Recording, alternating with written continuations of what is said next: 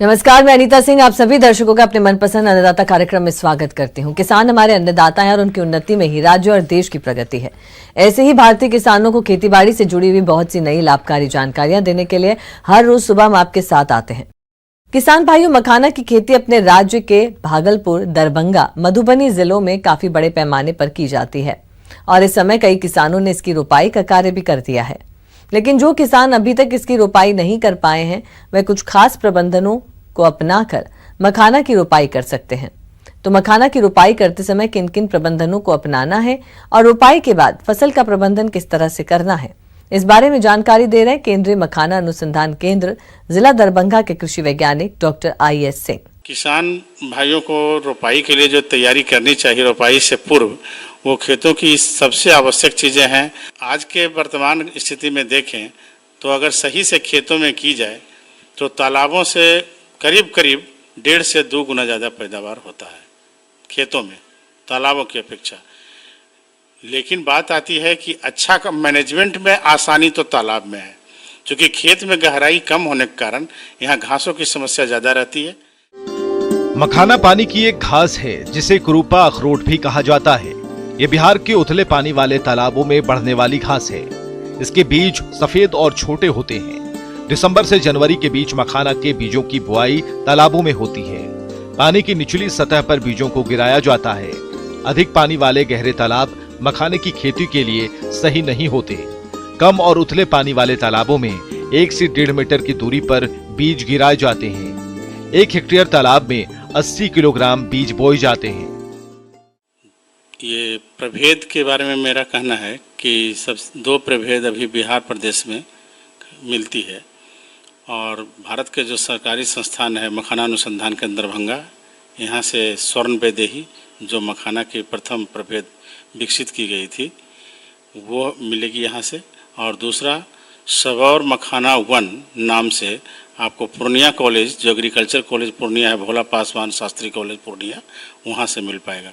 ये दोनों प्रभेद ही अच्छे काम कर रहे हैं, इसलिए किसान भाई जहाँ कहीं भी जो नज़दीक की एरिया उनको लगता है कि उनके गांव के पास से नज़दीक है, वहाँ से वो प्रभेद को परचेज करके, जो कि 100 रुपये केजी दरभंगा में है और पूर्णिया का वहाँ का पता चल जाएगा वहाँ पूछने पर। लेकिन अभी जो दरभंगा से प्राप्त होगी बीज, उन्हें 100 रुपये प्रति किलोग्राम की दर से प्राप्त होगा।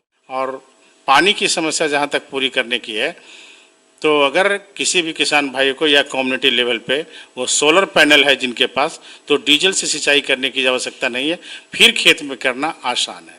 और जो आज तक हमें किसान भाइयों से जो मिलती है जानकारी कि सबसे ज़्यादा समस्या उनको आता है रोपाई करने के बाद घासों की, और इस घास को हटाने के लिए उनके पास सिवाय उसको मजदूर लगाकर हाथों से निकलवाने के उपाय और कोई दूसरा उपाय नहीं है। तो यहाँ पर जुताई के समय अप्लाई करना चाहिए 2,4-D नीम का तेल थोड़ा, ये दोनों 2,4-D दवा हर जगह मिल जाती है। ये बीडीसाइड है घास को मारने वाला, इसकी थोड़ी अप्लाई जो आपको 3 ml प्रति लीटर की दर से जो करते हैं हम लोग, इसका छिड़काव रोपाई के समय में ही, जो गीली जुताई करते हैं, जो गीली जुताई के समय उस समय करनी चाहिए, रोपाई के समय नहीं, तब उसके बाद ही रोपाई करें। तो 2,4-D घास मारने में अच्छा काम आता है। तीसरा है आपको काई की समस्या आती है बहुत ज़्यादा, तो काई की समस्या के लिए भी ख़त्म करने के लिए उसको कॉपर सल्फेट तूतिया के नाम से मार्केट में मिलता है। इस कॉपर सल्फेट को कपड़े में 50-50-100 ग्राम का गुठली बना करके खेतों में 5-6 जगह जहाँ पर की घास आ रही है, समस्या वो काई की समस्या है, उस जगह लकड़ी के सहारे कपड़े को बांध के लकड़ी के सहारे पानी में छोड़ दें। और ये काई, ये कॉपर सल्फेट जो है तूतिया, ये घुल करके आपको काई को नहीं होने देगा। काई की मारने का इससे अच्छा दवा नहीं है। दूसरा है कि जो खादों की समस्या है कि क्या खाद दें जिससे कि पौधे का बढ़वार अच्छा हो, उसमें ये बहुत आवश्यक है। गीली जुताई कर उसमें 8 से 10 क्विंटल प्रति हेक्टेयर की दर से महुआ केक, करंज का केक, खली जो है, महुआ की खली, करंज की खली, नीम की खली, ये जो कुछ भी उपलब्ध है उसको 8 से 10 क्विंटल प्रति हेक्टेयर की दर से गीली जुताई के समय में उसमें मिलाएं। और 2.5 kg के दर से, अगर प्रति कट्ठा के दर से किसान को बताया जाए तो 2.5 kg यूरिया, उसके बाद आपको 2 kg DAP और 1 kg पोटास, ये तीनों खादों की मात्रा अगर इस तरह से प्रति कट्ठा की दर से अगर किसान भाई करें गीली जुताई के समय, तो हमें लगता है कि फिर पौधे का विकास भी अच्छा होगा और उनको अच्छी आमदनी, अच्छी पौधे पैदावार प्राप्त होगी। अगर खेत में मखाने की खेती करनी है तो इसके लिए सबसे पहले खेत की गहराई जुताई कर लें। इसके बाद खेत में फसल अवशेष और खरपतवारों को निकाल कर बाहर कर दें और 2 से 3 जुताई करने के बाद खेत में 2 फीट तक पानी भर दें। इसके बाद तैयार पौधों की खेत में रोपाई करें।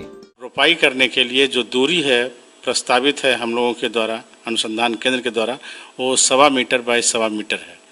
पौधे से पौधे की दूरी और पंक्ति से पंक्ति की दूरी 1.25 मीटर रखनी चाहिए। क्योंकि किसान भाई अपने मछली लेने में अलग से अपना उनका एक अलग इंटरेस्ट है, उसका ज़्यादा से ज़्यादा पैदावार पाना चाहते हैं, तो मखाना में जनरली नहीं लेते हैं यहाँ किसान भाई।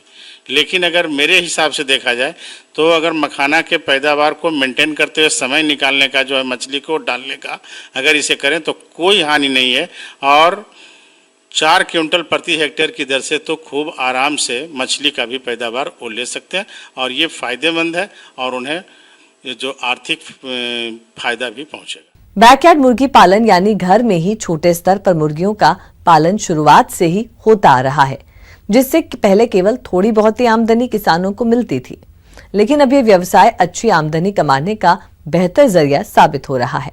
इसके लिए किसानों को अब उन्नत नस्लों की मुर्गियों का पालन करना होगा, जिसके बारे में बता रहे हैं बिहार पशु चिकित्सा महाविद्यालय जिला पटना के पशु वैज्ञानिक डॉक्टर पंकज कुमार।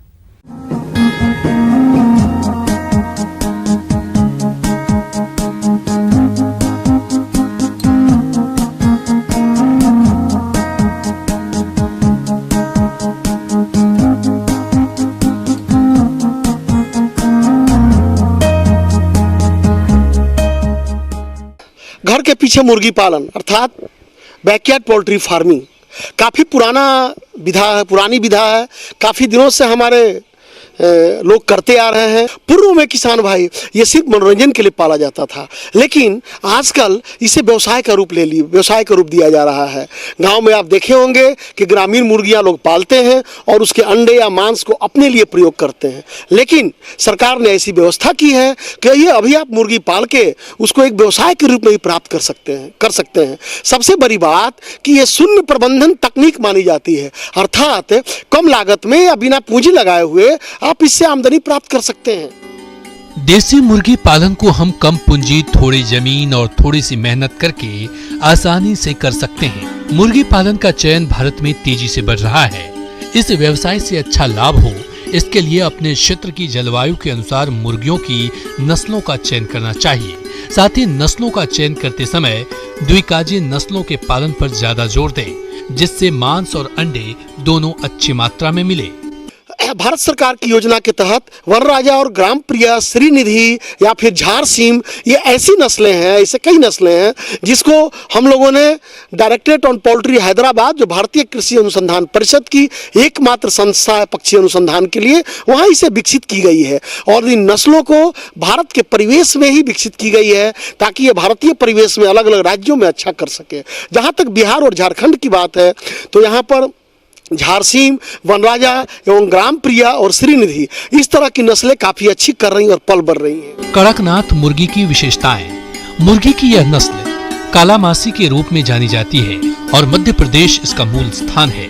इसके एक दिन के चूजों का रंग नीले और काले के मिश्रण जैसा होता है।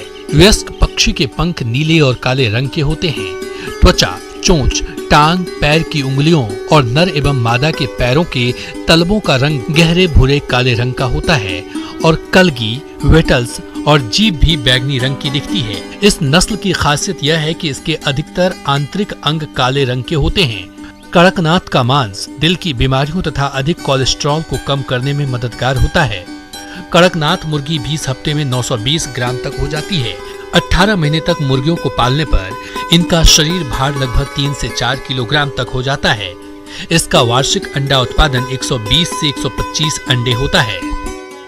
अब इनके प्रबंधन की बात हम लोग करें, अगर आप वनराजा या ग्राम प्रिय अथवा झारसीम इत्यादि नस्ल अगर पालना चाहते हैं तो निश्चित तौर पर उनके लिए आप छोटा सा घर अपने आंगन में या घर के पिछवाड़े में या कहीं कोने पर बना सकते हैं और उस घर को हम लोग नाइट शेल्टर, रात्रि गृह कहते हैं, क्योंकि ये मुर्गियाँ ब्रॉयलर फार्म की तरह फार्म में नहीं रहा करती हैं। ये सिर्फ रात में उसमें रहने के लिए जाएंगी। दिन भर उन मुर्गियों को बाहर खोल देना है। ये मुर्गियां चराई पर रहती हैं और कीड़ा मकोड़ा, कंकर पत्थर, हरे घास फूस, घर के बचे हुए खाना भोजन इत्यादि खाकर ही रहती हैं। ये मुर्गी इस तरह से बनाई गई है कि हरा पत्ता, बरसीम, जनेरा, जई, बाजरा, मकई, भांग के पत्ता या फिर आलू का, पालक का, गोभी का पत्ता, ये सारा हरा चारा खा करके जिंदा रह सकती हैं। इसके अलावे अगर मछली का दुकान अगल बगल है तो मछली का जो लेदी पेदी निकलता है उसे भी ला करके आप दे दीजिए। इसे भी बड़े चाव से खा करके और इसको पचा करके उनका मांस वृद्धि होती है और अंडा उत्पादन क्षमता बढ़ता है। कुल मिलाकर उनके भोजन पर होने वाला खर्च लगभग शून्य होता है या काफ़ी न्यूनतम होता है। हाँ, अगर बरसात का दिन है या फिर काफ़ी ठंडक का समय है, अब घर से नहीं निकाले हैं अथवा भोजन की कमी हो जाती है, वैसी स्थिति में मकई का दर्रा, खुद्दी, चावल का गुंडा या फिर चूड़ा मिल का जो छांट बचता है उसे ला करके, या कोई होटल का जूठा खाना मिलता है, कोई अगल बगल अगर प्राइमरी सरकारी विद्यालय है तो मध्याह्न भोजन का जूठा खाना है, वो सब भी लाकर अपने मुर्गियों को दे दें, उसे भी खा करके और ये मांस से परिवर्तित करेंगी और काफ़ी बेहतर करती है। लेकिन इनके अंडा उत्पादन का औसत 110 से 120 अंडा बनराजा देती है। अगर ग्राम प्रिया की बात करें तो ये 115 से 125 अंडे तक प्राप्त किया जाता है क्षेत्र के स्तर पे। इनका औसत वजन जब ये बिक्री योग्य होती हैं तो 6 महीने के बाद ये अंडा देने लगती हैं और इनके शारीरिक वजन जब आप बेचने जाइएगा तो 1.5 से 2 किलो होगी। जब ये बर्ड आपकी कल्ड हो जाएंगी अर्थात अंडा देना बंद कर देती हैं, वैसे ही जब बेचेंगे तो 3.5 से 4 किलो तक की मुर्गियाँ होती हैं और मुर्गों का औसत वजन तो 4.5 से 5 किलो तक भी हो जाता है। खाने में बहुत ही स्वादिष्ट, काफ़ी देसी होता है। कोई किसान या ग्रामीण महिला अगर घर के पिछवाड़े में छोटा मोटा व्यवसाय करती है और 20-25 मुर्गी रख लेती हैं तो वो साल में 24 से 25 हज़ार रुपया मजे से कमा सकती हैं। तो इससे बेहतर कोई और व्यवसाय नहीं होगा। आप अगर कम पूंजी या बिना पूंजी के किसान हैं तो इससे करके कुछ पूंजी बना के और आप दूसरा व्यवसाय कर सकते हैं। अगर आपको प्रशिक्षण प्राप्त करना है तो आप बिहार पशु विज्ञान विश्वविद्यालय पटना अथवा बिरसा कृषि विश्वविद्यालय सबौर रांची झारखंड से के पते पर संपर्क स्थापित कर आप विस्तृत जानकारी प्राप्त करें, प्रशिक्षण प्राप्त करें। सुदूर क्षेत्र में रहने वाले लोग अपने जिला के कृषि प्रौद्योगिकी प्रबंध अभिकरण अथवा कृषि विज्ञान केंद्र से संपर्क स्थापित करें। बीमार पड़ने पर निकट के पशु चिकित्सालय से संपर्क करें और निःशुल्क दवा और निःशुल्क सरकार के द्वारा व्यवस्थित सुविधाओं का उपयोग करें और अपना जीवन सुनिश्चित करें, उन्नत हो और व्यवसाय से लाभ प्राप्त करें। मौसम के अनुसार प्रबंधनों पर ही टिकी है आपकी खेती बाड़ी, इसलिए मौसम पूर्वानुमान और उस पर आधारित साप्ताहिक कृषि सलाह इस प्रकार है। ग्रामीण कृषि मौसम सेवा डॉक्टर RPCAU पूसा समस्तीपुर एवं भारत मौसम विज्ञान विभाग के सहयोग से जारी मौसम पूर्वानुमान के अनुसार वर्षा की संभावना को देखते हुए किसान दैनिक कृषि कार्यों में सावधानी बरतें तथा कटे फसलों को सुरक्षित स्थानों पर रखें। खड़ी फसलों में सिंचाई स्थगित रखें। फसलों में कीटनाशक दवाओं का छिड़काव मौसम साफ रहने पर करें। मौसम के मिजाज को देखते हुए किसानों को सलाह दी जाती है कि गर्मा मूंग तथा उड़द की बुआई के लिए खेत की तैयारी करें। जिन कृषक बंधु का खेत बुआई के लिए तैयार है वे विगत वर्षा से मिट्टी में आई उपयुक्त नमी का फायदा उठाते हुए बुआई कर सकते हैं। अभी खेतों में पर्याप्त नमी है, इसका लाभ उठाते हुए गर्मा सब्जी की बुआई करते रहें। गर्मा सब्जी जैसे भिंडी के लिए परभीनी क्रांति, अर्का अभय, अर्का अनामिका, वर्षा उपहार, पंजाब 7, सिलेक्शन 10, लौकी के लिए राजेंद्र चमत्कार, Pusa summer prolific long, Pusa summer prolific round, नेनुआ के लिए राजेंद्र नेनुआ 1, पूसा चिकनी, पूसा प्रिया, कल्याणपुर चिकनी, DL1, करेला के लिए पूसा 2 मौसमी, पूसा विशेष, कोयम्बटूर लौंग, पंत करेला और कल्याणपुर 12मासी अनुशंसित किस्में हैं। चारे की लगी हुई फसलें जैसे जई, बरसीम एवं लूसर्न की कटाई 25 से 30 दिनों के अंदर पर करें। प्रत्येक कटनी के बाद खेतों में 10 किलोग्राम यूरिया प्रति हेक्टेयर की दर से उपरिवेशन करें। प्याज में खरपतवार निकालें। प्याज में कीट एवं रोग व्याधि का निरीक्षण करें। बैगन की फसल में तना एवं फल छेदक कीट की निगरानी करें। इसके पिल्लू फल में घुसकर अंदर से खाकर पूरी तरह फल को नष्ट कर देते हैं, जिससे प्रभावित फलों की बढ़वार रुक जाती है और वे खाने लायक नहीं रहते। आगे चलकर पूरी फसल बर्बाद हो जाती है। कीट का प्रकोप दिखाई देने पर सर्वप्रथम कीट से क्षतिग्रस्त तना एवं फलों की तुराई कर नष्ट कर दें एवं उसके बाद स्पिनेसेड 48 ईसी 1 मिलीलीटर प्रति 4 लीटर पानी की दर से या क्विनॉल फॉस 1.5 मिलीलीटर प्रति लीटर पानी की दर से घोल बनाकर आसमान साफ रहने पर छिड़काव करें।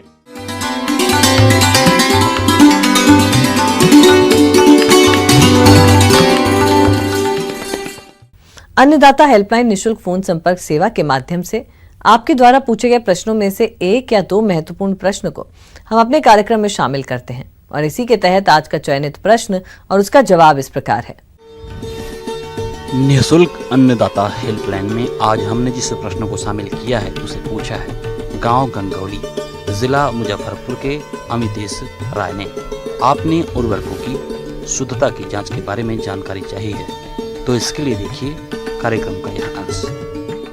किसानों के द्वारा जो उर्वरक, रासायनिक उर्वरक अपनाया जाता है उसके शुद्धता एवं गुणवत्ता की शिकायत प्राप्त होती है यदाकदा।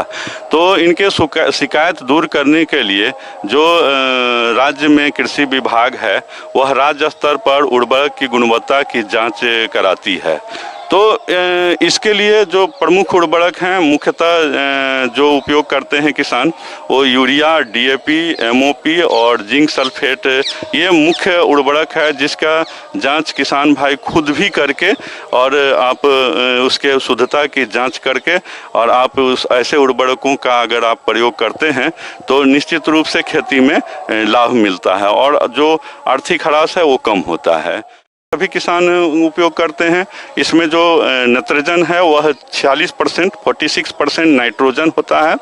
इसका जो रंग है वह सफ़ेद होता है और दाना गोल होता है और बिल्कुल वाइट कलर वाइट होता है।